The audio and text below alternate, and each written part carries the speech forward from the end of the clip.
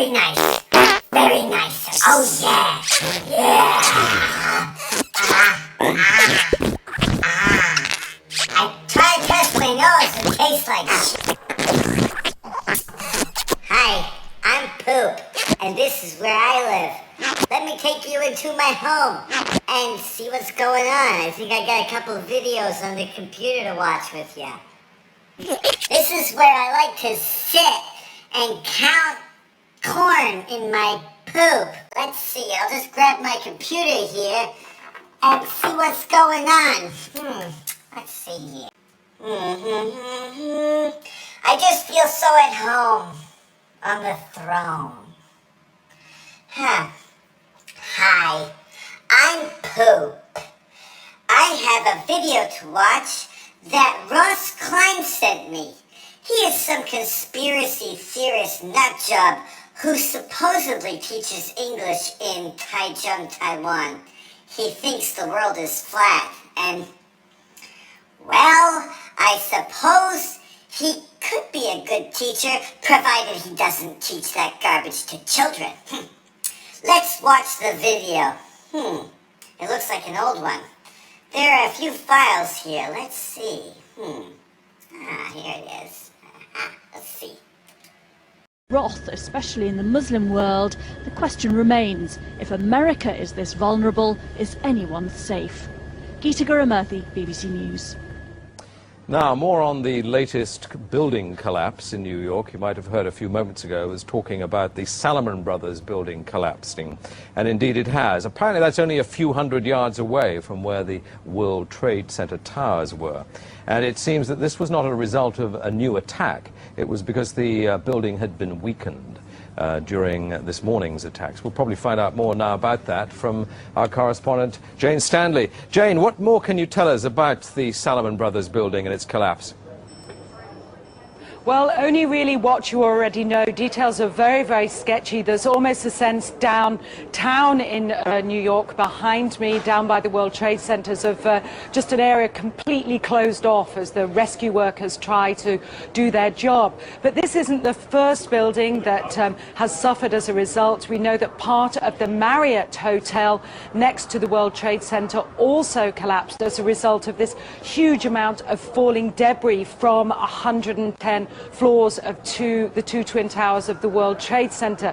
As you can see behind me, the Trade Center appears to be still burning. We see these huge clouds of smoke and ash, and we know that behind that there's an empty piece of what was a very familiar New York skyline, a symbol of the financial prosperity of this city, but completely disappeared now. And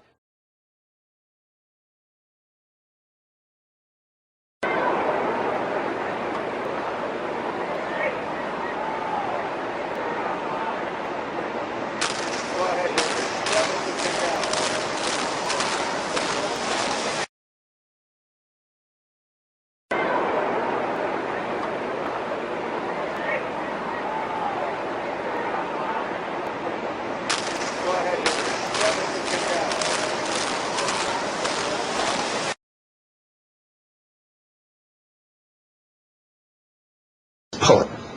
And they made that decision to pull, and then we watched the building collapse.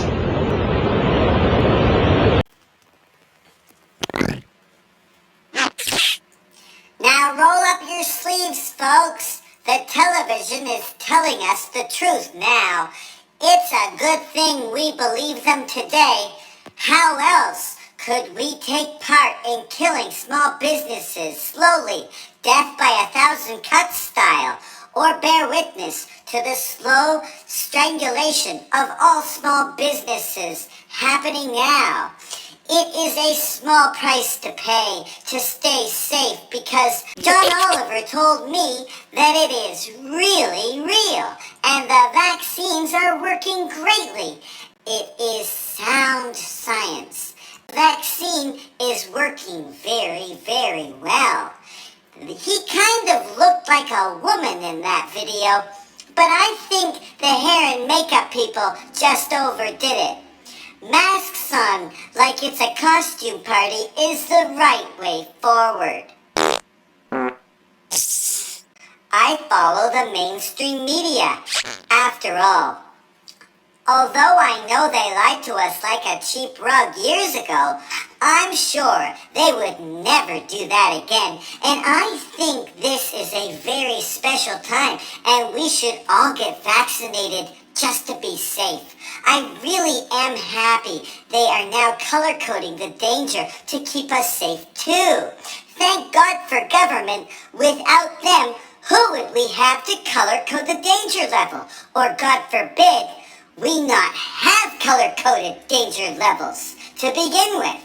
Without color-coded danger levels, or levels of danger and fear and hopelessness that I can have delivered into my psyche, bypassing words and language and articulation by way of color-coding. Praise science. Praise science. Praise be to science and our great medical establishments and the WHO and its two main sources of revenue, Bill Gates, who is now fresh on the market after recently getting divorced from his man-wife, and China. I should not joke, and being sarcastic is the last thing in the world I could possibly ever be. But I just can't resist pointing out how it feels like the possibility of a little bit of Winnie's Pooh on Christopher's Robin going on behind the scenes.